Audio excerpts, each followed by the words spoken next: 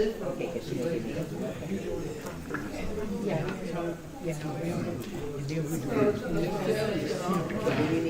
Good evening, everyone. Okay, I will. Good evening, everyone. Good evening. We'd like to welcome you again to our first Wednesday informational night. Tonight we have a very special guest, someone who's homegrown here in the community.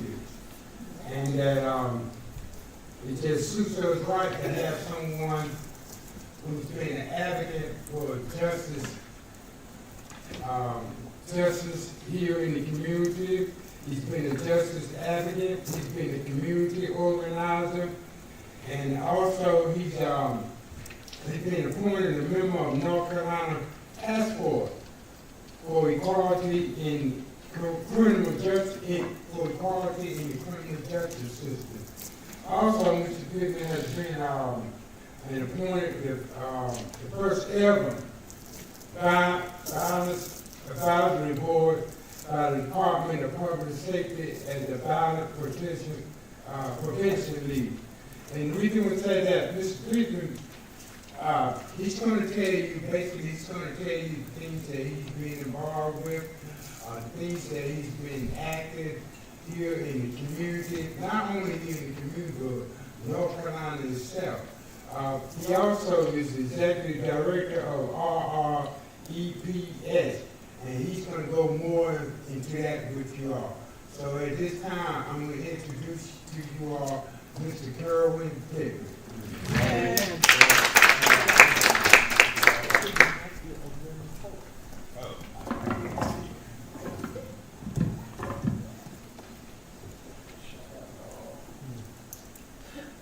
Good evening, everybody. Good evening. Thank you all for having me. It's an honor to be here.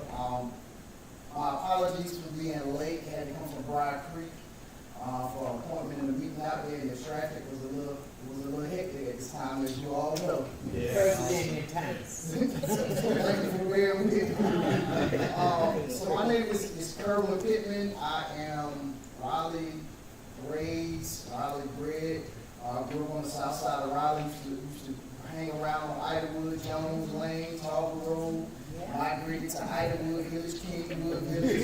Used to be on Rush Street back in the day. Used to be at Chase Heights back in the day. So kind of, Raleigh's own Kerwin Pittman. So I wasn't always an advocate, activist, organizer. When I was younger, of course, indulged in youthful things, and some of those things landed me inside the carceral system. And so what I mean is some of those things I indulged in ended me up in prison, y'all. I was locked up. So I did 11 and a half years. I was locked up at the age of 19, came home at the age of 30, and about to be 31. So all of my kind of 20s, when I say the years when you bump your head and kind of figure it out, and by your 30s, early 30s, mid 30s, you straighten out fine a little right, hopefully. I miss those 20s, the trial and error period. I was spent inside of the carceral system. Well, as I like to say, inside of the carceral system, I kind of lost and found myself inside of that space. And the reason I'm giving a backdrop of who I am now, so you can kind of see where I'm going and the direction I'm headed in. So inside of the carceral space, of course, as a youth started engaging in youthful things and ended up in what we call a hold, solitary confinement. 23 and 1, did that 23 hours a day. They let you out for 1 hour a day, about the size of a small bathroom. Out of my many stints, one of my last stints, I did 365 days in the hole. So I did 1 year total in the hole in one of my stints. This is kind of where I had my epiphany, where I kind of lost and found myself. I always knew that God was present in my life, but this is when I really began to reflect on my life and the things I kind of made through and really understood that God really had a hand on my life, right? So when I came out of solitary confinement, I was the guy you would find inside of the cell, inside of the dormitory with everybody, with a table to itself and a table full of books. So I would read psychology books, I would read history books, I would read math, I would just study, and work out, of course, as well. Yes.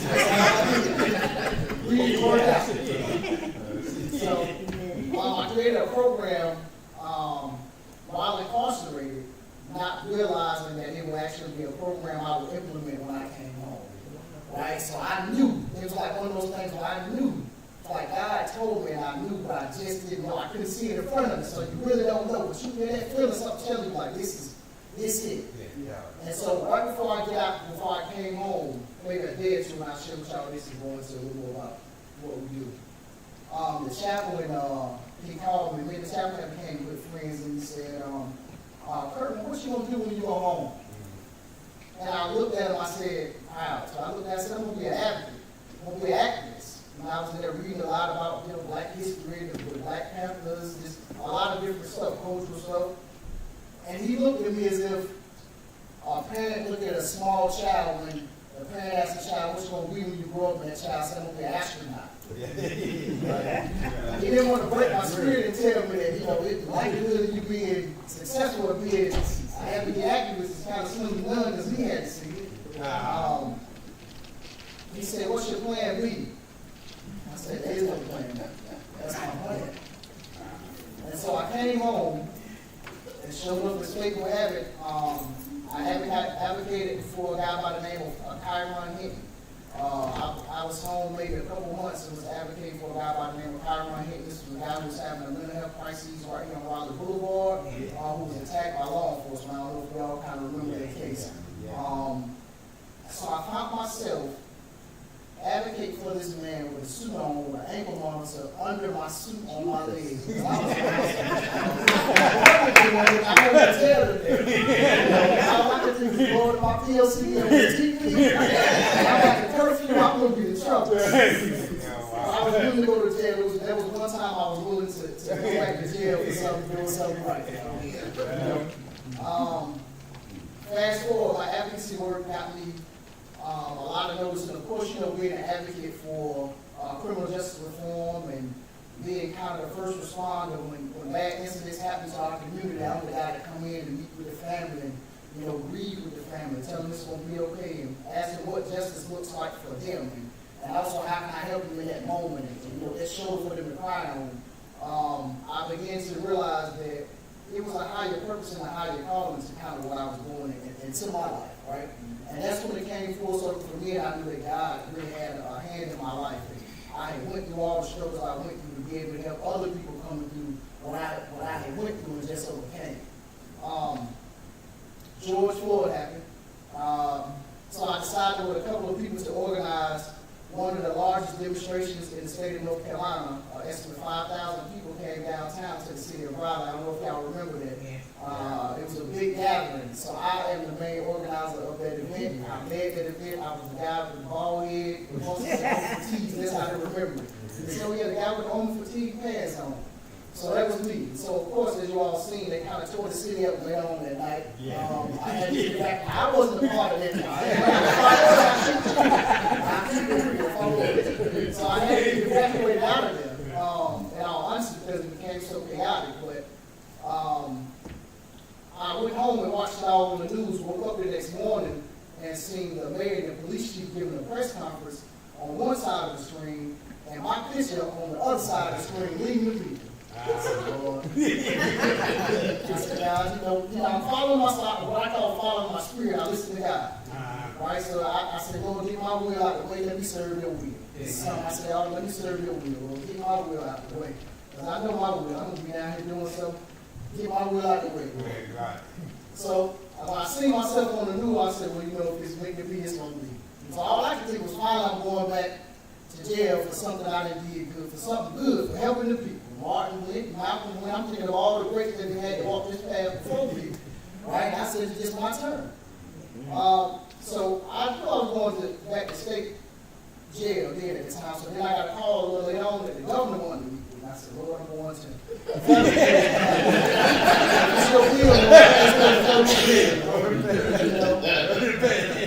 So I put my suit on, nice and tight. I said, I'm going to be like, I'm Malcolm and Martin. I'm going to take a picture of my mugshot. So I walked in to meet the governor, and he said, Kerwin, I want to let you know that I've been following your work for a long time. Thank you for everything you do. I want to let you know personally that our Black lives do matter. And it shocked me, because for a long time I felt like I was just kind of just fighting in the wind, spitting in the wind, so to speak, and nobody was really paying attention to the things we were saying about the injustice that was happening to our people and the help that our people needed and what true criminal justice reform would look like for our people. And so to hear that, it was reassuring. But we had a come to Jesus meeting, I like to say, and I just gave it to him for real. And after that conversation, he created a task force for racial equity and criminal justice, which he asked me to be a part of. Which I ended up writing laws and legislation and having it actually put into place. So I'm a lobbyist as well, so I'm a guy that wears many, many hats. So I'm a lobbyist as well. But as I spoke at the bill signing, I had a flashback of when the chaplain asked me what I was going to do when I came home. And it was the astronaut moment I had a flashback of, and it reminded me that God said, just because, some other men haven't been there before, it doesn't mean that I won't take you there, right? And it was just a reassuring moment for me. And so out of that, many, many things that I've done, the governor has appointed me to the State Reentry Council Collaborative. Quite recently, he did an executive order called 303, which created a whole government approach to reentry. So with every State Department head is on this council. He asked me to be a part of that council to make sure they were doing what they're supposed to do when it came to reentry. The national, the first Office of Violence Prevention they created here in the state of North Carolina, I was on the steering committee, kind of helped get them formed and set up. But then we realized there was a law in the books that the governor had only appointed me to 2 things at one time, so I had to come off of that and on the reentry thing. Right, I circled back around with him with something else. Right?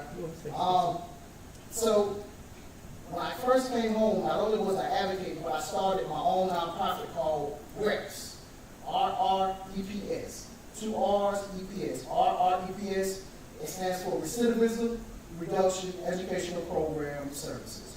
So recidivism is when somebody go into jail or prison, come out and go right back in. They call it recidivism. We just revolve and we all have seen that. So I wanted to have a program that put a curb to that and actually stop that. And so what this program do, we focus on different systemic issues in the criminal justice systems and biases that create these funnels for our people to be funneled into this revolving door of where they go out and come back in, go out and come back in, go out and come back in. We wanted to break that cycle. So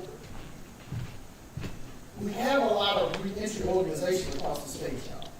But not many are looking at reentry and recidivism reduction from a social justice lens. And when I say that, I mean from a black lens, from our people lens. Yeah. They don't got the same experiences we had. They go through the same things we went through. Right? So their reentry, or that stay in the carceral space is going to be different than all. It's kind of like one of those things when the police get behind you. I know for somebody black, it's different than for somebody, who ain't black. That's right, yeah. When the police get behind me, I'm straight as a whistle. I'm 10 and 2. I'm nervous. I don't know if this will be my last encounter. Well, I just seen other people. I was riding with them, they wasn't black when the police. I wish they would pull me over. I'm looking at him like, you can do that without that. That's right. All right. So I wanted to start an organization that looks from the perspective of our people, right? And so throughout the course of this organization, the birth of this organization, our mission has somewhat shifted from the direct services model to meaning where we was out helping individuals when they come home, get different things, to an organizing arm and to a policy arm, right? So my organization has 3 arms. They have an arm what we call We Keep Us Safe, which is our organizing arm. They have a policy arm, which I like to call our people power arm, and it has a direct service model arm, or reentry arm, I call it the recidivism reduction arm. Now, out of our, I'm going to go into first the direct service arm. Under direct service arm, we have what's called TPs, transitional partners, mentors, I like to say, right? Because when I came home, I really didn't have a mentor that took me kind of glove in hand and walked me through the walk and showed me the way, and I needed that, right? So the central thing of my life is God took me through a lot of stuff to show me so I can know how to best help others, right? So I didn't have that. So I knew what it was like to not have a mentor or a TP, a transitional partner, to help you walk through it. And this is why it was so important, y'all. I did 11 and a half years, came home and didn't know how to use the card tap on the machine at the store. Right? It was something as simple as that. I remember one time my brother took me to get a bunch of clothes. Came home, getting a bunch of clothes. So I'm at the register, the lady ringing all up, and she said it's over. I can't remember what it's over. So I got my card. So I'm thinking she gonna grab the card and do a thing. So I'm just standing there with the card. So my brother get a phone call. He turned around and walked off. So she told her again. I'm like this. So I said, oh, bro. So he looked and I said, bro, I need some help. He said, I'm sorry, bro. But it was at that moment I knew that I needed some help, y'all. Yeah. And I had to transition back into the world and get acclimated back into society. Luckily, I had my brother right there. But it showed me that this type of experience for somebody else who don't have that support system, that right there make them feel like they don't belong out here. I don't belong out here. I don't even know how to do this. I said, like, I need to go back in there where I know how to do this. So out there, I created TP's mentorship programs. I created individuals coming home with other brothers I knew or know that came home, and I kind of mentored them. And they're going successful. So I pair these individuals with other people. So that's our mentorship program, the transitional partners. We have identification requirement. So what that means is giving people their IDs, y'all. IDs and driver's license. It is so important that individuals, when they come home, get an ID. You can't do nothing without an ID. You can't get a job. You can't get the benefits. And they ain't taking that prison ID that you got. People come home and get that prison ID work. You know, they don't recognize, the state don't recognize that as an official identification card, right? And so what we do is we help individuals get identification cards, get IDs and driver's licenses. So I partner with other organizations. If they're trying to get an ID or a driver's license, they will pay for them to be Ubered to the DMV, make an appointment for them beforehand, Uber them to the appointment, and then Uber them back home just to make sure they get this identification, right? And so when they come out of that identification process, then I have a job. So we do job training, we do job training courses sometimes throughout the year, but also we do job placement, extremely important. When somebody come home, if they don't have a job, they're not trying to get a job, 9 times out of 10, you're going back to the job of the street, y'all. I ain't even gonna lie to you, because it's gonna take money to make the world go round. It's gonna take money in order for you to be able to sustain yourself. Because it's only so long the family don't want to put up with you, you know, kind of help you out. So they're gonna need a little help. So I make sure we try to give them a job, we make sure they can have an ID, and we put them in the job placement program. So I created Thanksgiving meal giveaway. So every Thanksgiving, I go around and I give out turkeys. They all from whole meals. I would give out whole meals on Thanksgiving to like 20 needy families. But then I realized that I might need to just start giving out turkeys. And so one year I was blessed with an organization giving me about 40 turkeys. And I just went around passing out turkeys like it was Christmas. I was everybody. You want a turkey? I was giving out turkeys. And so they evolved from there. So we do that every year. We call it a Thanksgiving meal giveaway. We have another program called the Father's Day Bailout. So what I realized, y'all, that on Mother's Day, if you look and pay attention, that it is a lot of organizations bailing mothers out for Mother's Day. They call it the Mother's Day Bailout. So I went to the Mother's Day Bailout organization and said, hey, I want to do something for Father's Day. You know, if you don't mind partnering with me, kind of, you know, what I meant was give me a little money so I can go raise the Father's Day. And they pretty much said, sir, we don't want to do that. We don't want to do mothers. And I felt a little slighted because, you know, I'm a father. And I was like, so that really made me start taking up donations, start getting grants, putting it to the side just for our Father's Day Bailout program. And so we've done that program now for 5 years on Father's Day or the day before Father's Day. We'll go bail individuals out for a father so they can be home with their kids for Father's Day. So that's one of the things that we do as well. Our direct service arm also have a resource guide toolkit on our website that people can go to. Look at this toolkit and see it has a list of different resources that you can kind of look at and kind of get help from. Now I'm going to go back to these other 2 arms. The organizing arm.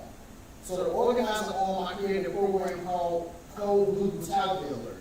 Of course, myself being a social justice activist, advocate in the community, kind of that first responder I told you about, I see a lot of incidents where it's a lot of law enforcement brutality, to be honest with you. And a lot of people say, well, Kerwin, you don't like the police. It's not that I don't like the police particularly. You know, I got love for everybody. I just hate people that's doing wrong, right? And I just don't, and I ain't even gonna supposed to say Yeah. because that's too strong of a word. Right? I just like people that do wrong. You can be whatever you want to be. Just do right by the people. Yeah, that's I don't right. care what you do. Just do Yeah. right by the people. Yeah. And so I created a text alert system to where when incidents happening in Wake County, if you sign up for this text alert, you will receive a text saying what happened or the incident. Just keep the community informed. Because I knew that the more people knew about this incident, the more pressure we could put on different municipalities to stop these incidents from happening. And since we watched it, we ain't had to use it too many times. These departments have kind of fell in line, and luckily we're seeing the coaches where, as now we've been streaming for so long, people are now starting to be held accountable for their actions. And that was all we wanted. So I created a legislative fellowship. So what I realized was a lot of direct impacted people got a lot of laws made about them, right? Crimes that if you commit, what's going to happen to you. But they're not engaged in the process of looking at how a bill is made. So I launched my first legislative fellowship in the middle of this year. In the break, we had about 14 individuals in this fellowship. We talked about advocacy, about organizing, but strictly around like different legislation, how to read a bill. I took it to the General Assembly. We sat in some sessions, we spoke with some committees. I even had to take it back to the basic of y'all. Y'all remember Schoolhouse Rock? Yeah. I played that. When I played it for a lot of people, it made sense what they was looking at then, because now they understood what all I was saying and what the people were trying to teach them back then. So that went well. We have a Black Lives Matter billboard campaign. So when we put up Black Lives Matter billboards across the state, and this is important because it is a very shifting campaign, but also make people particularly like to put them in rural communities where, it's a good influx of brown, black and brown individuals, but we know that there's a lot of racial tenets in that community, just to make the people feel safe and know that they have somebody who is there to support them. We did this first one in Pittsburgh, North Carolina, and boy, did it make a big splash in Pittsburgh, North Carolina. It made kind of national news. Because we put it up next to a Confederate flag. And that was, I didn't understand how much of a wave it was going to make, but it made a lot of, it brought a lot of people out, and we had a lot of conversations about what needed to change in these communities, and we began to put implementations for change in these communities. Sadly to say, the billboard company, billboard was on the property of a guy who was flying the Confederate flag. He told them they got to 10 days before he cut the whole billboard down. Unfortunately, he ended up really cutting the whole billboard down and took it down, but they still was able to support that community, help that community do it. We put up billboards in Elizabeth City. We put them up over Harnett County, Johnson County, and a few other places.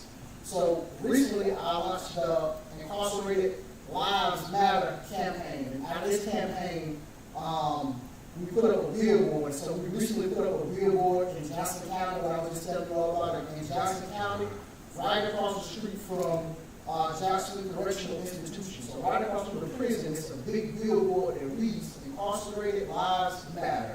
We see you, we care. And the beautiful thing about this is guys who are on the actual prison yard and walk in the yard can look up and see this billboard and know that there's somebody out there that cares about it. So that's one piece to this particular component to this particular campaign. But the most important nuts and bolts and kind of meat and potatoes of this campaign is we are crafting with the Department of Adult Corrections their work release program and building out their work release program. And so work release is when somebody's incarcerated, they kind of get a privilege if they do good to go out and get a job in the community, work, and then come on back inside, right? And so the sad thing is DAC, have about close to 5,000 slots, but they only got 700 of them filled out of 5,000. And so my job with this campaign is to go out and find second chance employees, but also find individuals at these institutions who are ready to go into these slots and match both of them together, the employee with the employee at these institutions, in order to get some of these guys to work with so they can come home with a little money in their pocket so they ain't got to go back and do whatever they got to do. But also as well as they can come out to a career already, something they had already been working to do. So that's the second component. The third component is looking at vocational skills for these individuals. Giving them a certification in electrical wiring, heating and air, HVAC as they like to say, commercial cleaning. These different certifications can give somebody an actual career instead of giving them a job. Because this is the difference when you become an electrician, right? It's a little different. You know, that's kind of like a career you could do forever when you begin to do electricians. And sadly to say, a lot of people are not going into ways in those different fields of working, right? So getting these individuals trained in these different vocational skills is the last part of their fellowship, but also changing the narrative. The narrative piece with the billboards is also as well as a shift in the narrative and mindset of public safety, right? So a lot of people feel like we can lock people up and the community won't be safe. That's public safety. And a lot of the time, you know, you have people that define what public safety is, and they want to do public safety without including the public's opinion and the safety of their own people, right? So this is what you're seeing. So this campaign is pretty much saying that if we don't invest in people who are incarcerated by giving them job opportunities, economic opportunities, but also giving them actual trade skills and giving them the jobs they need with these trades and skills, then we ain't truly investing in public safety, right? Because these individuals, majority of them, 90%, they're coming home now. And they're going to be our neighbors, they're going to be their neighbors. And so if you really want to invest and stop the flow of criminality, you got to invest in the people who are doing these type of things. So that's another one of the campaigns. This is our last arm, y'all. I know y'all said this a lot, you've been talking a lot, it's a lot to keep up with. So the last arm is our policy arm. So under our policy arm, we have one campaign, right? This campaign right here was near and dear to my heart. It's called the NC Parole Justice Campaign. What this is a campaign that looks at individuals who was given a life sentence under what we call the old law before 1994. It was given a life sentence, so before 1994 they had different classes of life sentence, class A, B, and C. So on a class C life sentence, you could do 10 years and then come home, even though it was considered a life sentence. On a class B, you could do 15 to 20 years and then come home. Well, you have individuals who are still in there under class B and class C life sentences who've been in there since 1994. Since it's 2024, y'all. That's a long time to be incarcerated, right? So what we're doing now is working with the Department of Adult Corrections, also as well as the Parole Commission, to expedite the process of giving these individuals what's called a MAP, a mutual assistance agreement program, to where they get a set of terms and conditions. If you stay out of trouble for 24 months, if you stay out of trouble for 18 months, you get work release, you're going to be able to come home. Right? And so we've been able to get about 8 people home so far who had life sentences. So this right here is very dear to my heart, because when I was incarcerated, I knew a lot of people with life sentences. And it was some of the people with life sentences who kind of had the best wisdom, right? Because they knew that the majority of the time they were going to die inside of the system, right? And so they would kind of live a point of their life where they won't go out anymore. They just wanted to be a resource and help other younger brothers. And I say that to say I met a guy named 99. And so one day I was talking to him, I said, man, why they call you 99? He said, because I gave me 99 years. And when he said it, it struck something in me, and I never forgot it. And I never forgot his face. Unfortunately, we haven't been able to get 99 out because they gave him 99 years instead of a life sentence. If he would have got a life sentence, he may be able to come home, but again, they gave him actual physical time. And we ain't been able to get them out, but it made me committed to the mission of getting as many people as I can out. And the reason I say it is because everybody deserves a second chance. Y'all looking at somebody right before your eyes who was given a second chance, and I just took advantage of my second chance and haven't looked back since. And a lot of us know, especially being black in America, we know a lot of people go in and out of the justice system. We know a lot of people when we go to the jail talk, when the prison talk, when I come home, I promise you I'm going to do this and that. And they come home and go right back in. Right? But that don't mean we should give up on them now. We got to keep fighting for these individuals. We got to give them the opportunities and the resources they need to make a difference. Because I think if I wasn't given a chance to reform and kind of do what I do, I would be as people before y'all right now.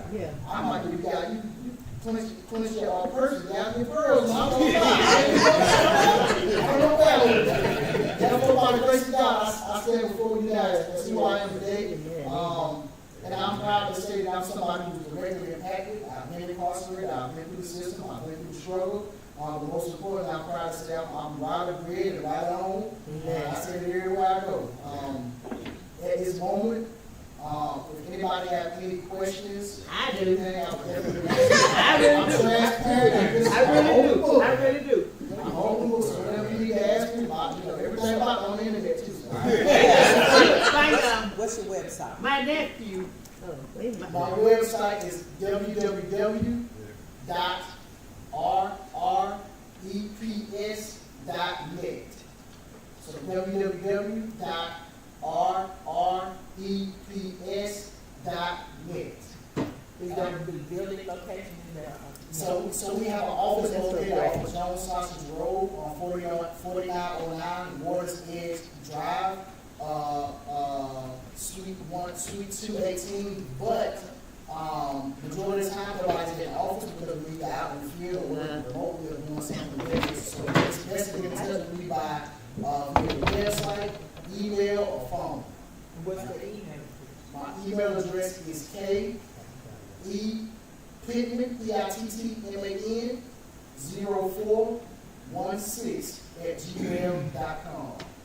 So Pittman 0416 @gmail.com. My number is 919-520-1194. 919-520-1194. Now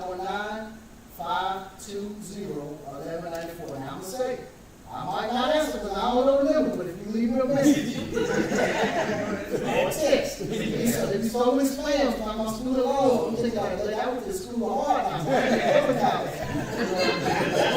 One more question.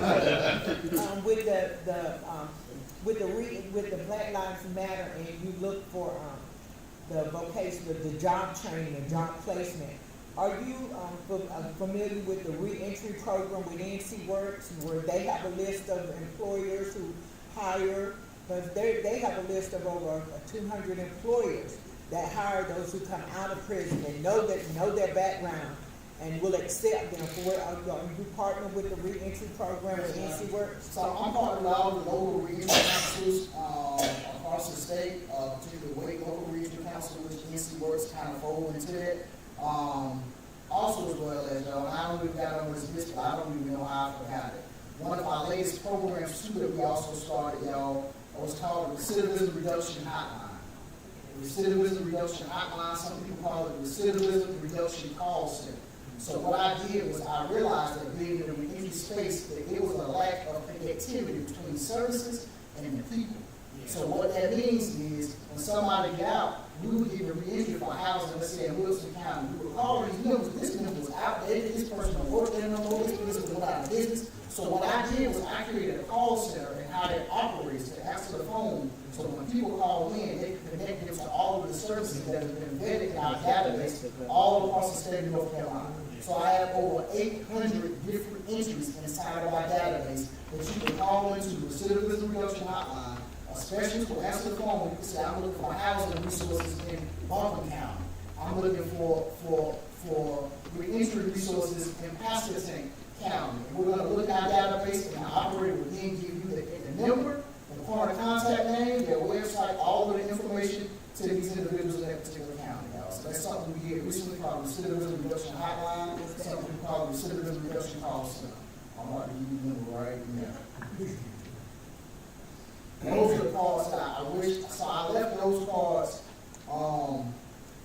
at the house, y'all, speed ball, and I was in Johnson County viewing the billboard today. Went down to Johnson County, viewed the billboard. As soon as I got out of the car, all of my papers and stuff kind of fell out of the car and fell in the mud, and I didn't even realize until I was pulling off. And by the time I circled back around, it was all over the highway.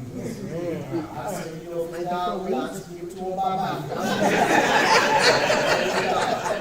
Might be for reasons. The number is 1-888-852-0004. Again, 1-888-852-0004. Now, when you call into that number, you're going to hear a prompt. So this is the Recidivism Reduction Hotline. Thank you for calling. That's not the answer machine, y'all. That's the queue for you when you up. And then you know that we're going to put you in the queue because callers might be on the other line. Is Do your y'all I'm sorry. have any kind of courtroom advocate, people that goes into the courts and don't really know the system.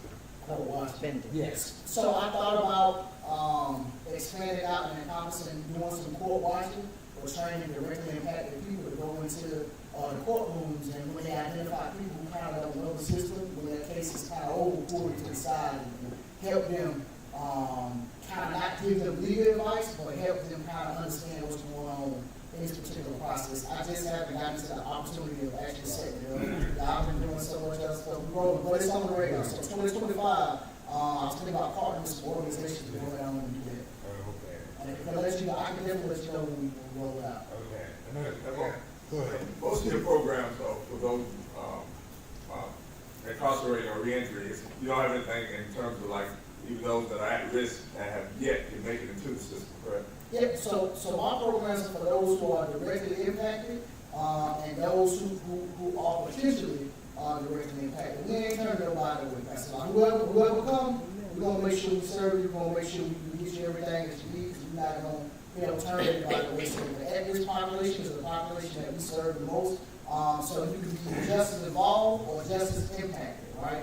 Just as involved meaning you went through the system yourself, you got locked up yourself, went through it. Just as impacted meaning that your brother might have went through it, your cousin, your mom, your daddy, your son, your sister. That's just as impacted. So we serve them both. So you don't necessarily have to go through the fire, to feel the fire, but we gonna help you regardless. With the Do youth, you just, they wouldn't let me are in. you advocate for the? Hold on. Go ahead, Mr. I know really, because the reason I said, because see, my nephew, this man had did something to him, and he killed my nephew friend. They put my nephew in jail and said my nephew did it, but my nephew didn't, because the man had another man that hit his car with my nephew and them in it. Okay. So they could drown, right? The other boy drowned. My nephew didn't drown because I had gave him they had him get swimming lessons. You know what I'm saying? And so they still got him down there in South Carolina and won't let him out. My mama died, my daddy died, I'm sorry. and everything. So and one of his, so I said, well, I don't know what's going on. And his baby brother had a son. His son got shot last year. Where they got him in shot with a bullet, hit this boy in his heart and killed him. That was my other great nephew. I'm sorry. And so I was saying, why they can't get that him out? He ain't never do nothing at all. He ain't never touched it. He ain't never took no guns, no nothing. Do we have an attorney? Huh? I don't know. I haven't talked to him lately, but I've been talking to him.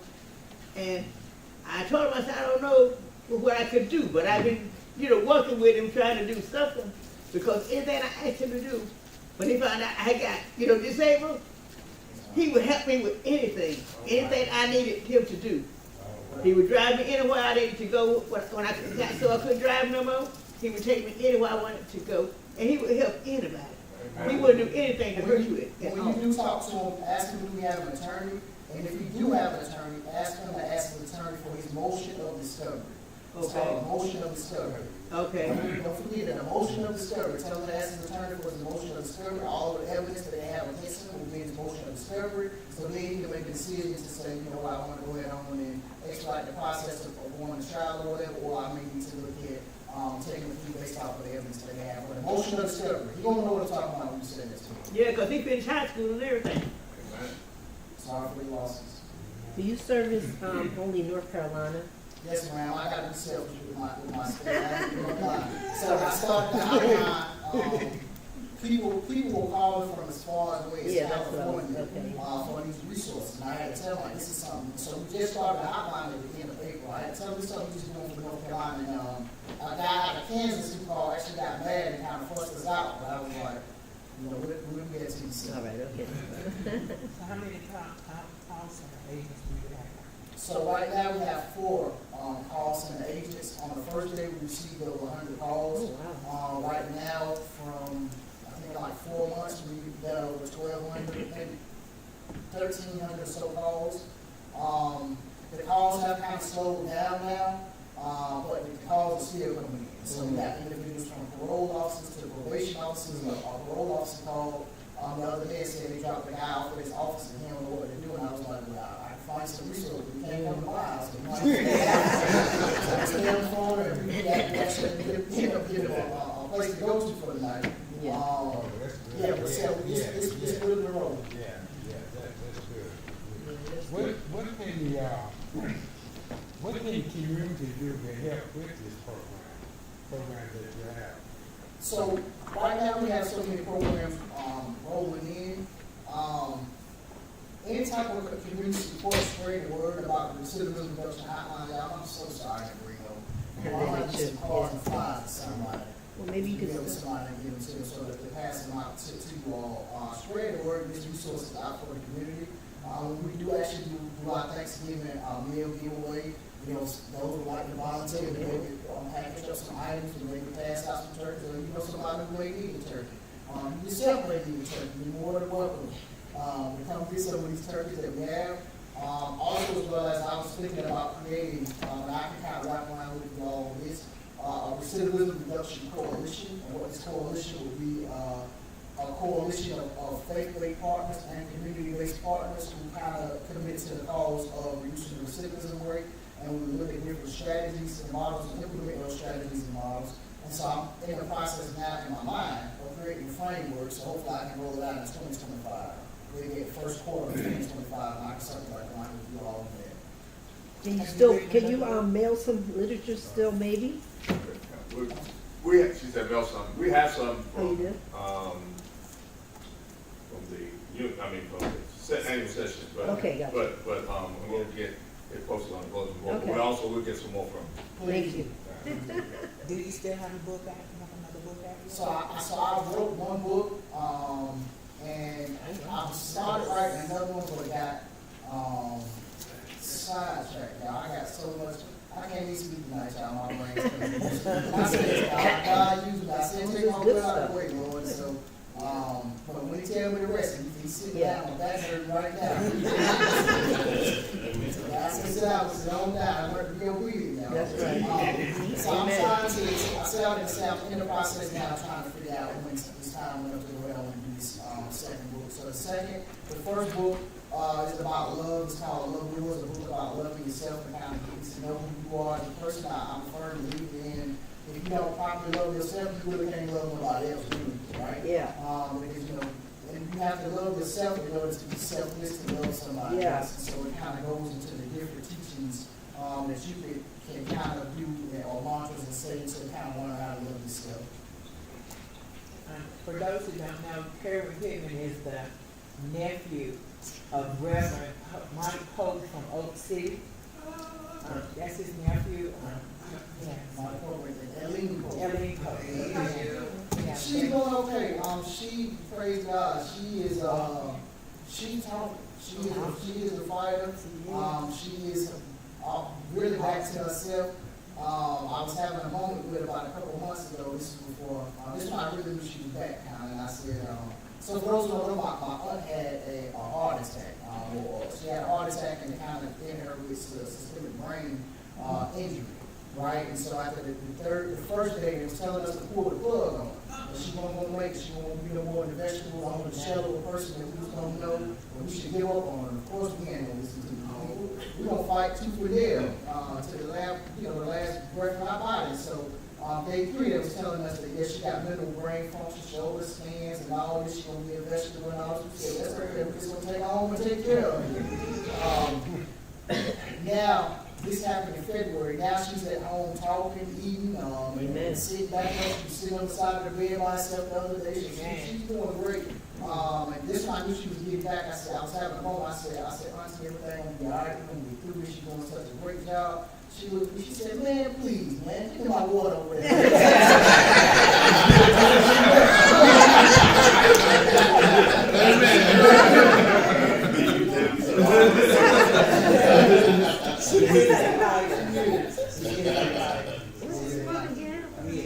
Amen. If you call my husband when you get the documentation, I'm glad to get there. I know you're busy. Thank you. I greatly appreciate it. Anybody else got any more questions or anything? Thank you all for taking the time. Listen to me. Kerwin Pittman.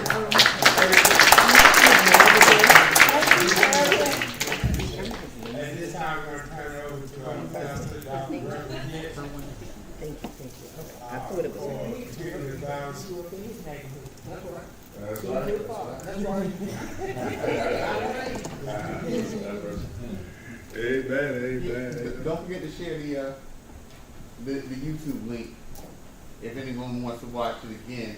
If you know anybody who may need, this may be helpful for them, they're not here. Make sure that we did agreement, so. Yes, they're on our Facebook and YouTube. Yes, good. So that information, yeah. Yeah. Appreciate you, sir. Amen. Amen.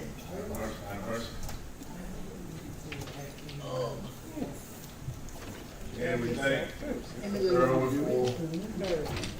Kerwin for sharing, as you always say, this information that sometimes we may not think we need, or we may not think it'll ever come to us, but trust me, That's right. we'll know somebody. And especially the fact that he shared in terms of even those that are impacted. That's always essential. Taking action beforehand. Amen. So let us continue to look out, let us continue to support. It's always important. And like I said, let us continue to encourage, as we say, not only Kerwin, but all. Because as you said, it's our kids, it's our brothers, it's our sisters, and everyone. And so we got to make sure we continue to do that, continue to be support of all. Amen.